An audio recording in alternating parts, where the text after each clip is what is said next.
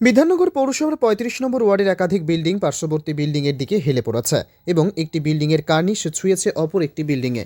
সব বিল্ডিংগুলির বয়স 7 থেকে 8 বছর। এই অঞ্চলের পুরনো বাসিন্দারা জানাচ্ছেন মূলত এটি জলাভূমি ছিল। এই জলাভূমিগুলি ভরাট ছোট টালি এবং অ্যাডভেস্টারের বাড়ি তৈরি করা হয়েছিল, কিন্তু পরবর্তীকালে প্রমোটারের দৌরত্বে ছোট বাড়িগুলি ভেঙে তৈরি করা হয়েছে 3 তলা 4 তলা বিল্ডিং। ফলে বিল্ডিংগুলি হেলে পড়ার ঘটনা ঘটেছে।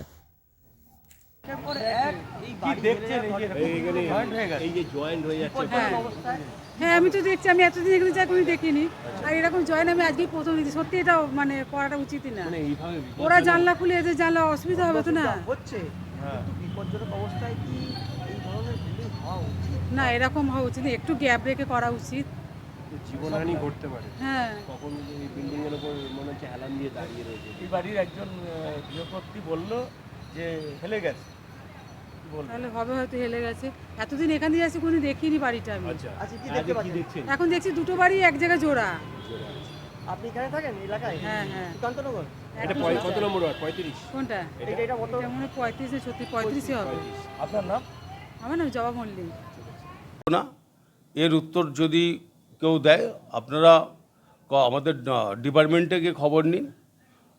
আমি আগেও বলছি, ফের বলছি, যদি আমার দিকে আঙুল ওঠে আমি সাধারণ মানুষের জন্য সেই আঙুল আমি মেনে নেব।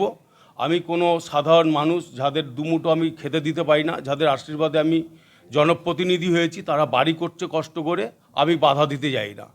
আর ম্যাক্সিমাম জায়গায় তো হচ্ছে বেআইনি, দেখুন সম্ভব নয় প্ল্যান পাস করে, কিন্তু সেটাও হচ্ছে এটা কর্পোরেশনের দায়িত্ব। আমি সাধারণত সাধারণ মানুষের যে বাড়ি করে আমি চেষ্টা করি যে আমি কমপ্লেন না দিয়ে, কিন্তু আমি এর আগে দিয়েছি, কয়েকটার ব্যাপারে দিয়েছি। কিন্তু আমার যেটা এখন এই যে কুম্ভ মেলা চলছে আপনারা জানেন, প্রয়াগরাজে মানুষের যে ভিড়, এখন নবপল্লীতে হচ্ছে প্রমোটারদের ভিড় আর জমির মাফিয়াদের ভিড়। গেলে লক্ষ্য করে দেখতে পাবেন জমি দখল হয়ে রাতারাতি বিল্ডিং হচ্ছে। ওকে, থ্যাংক ইউ।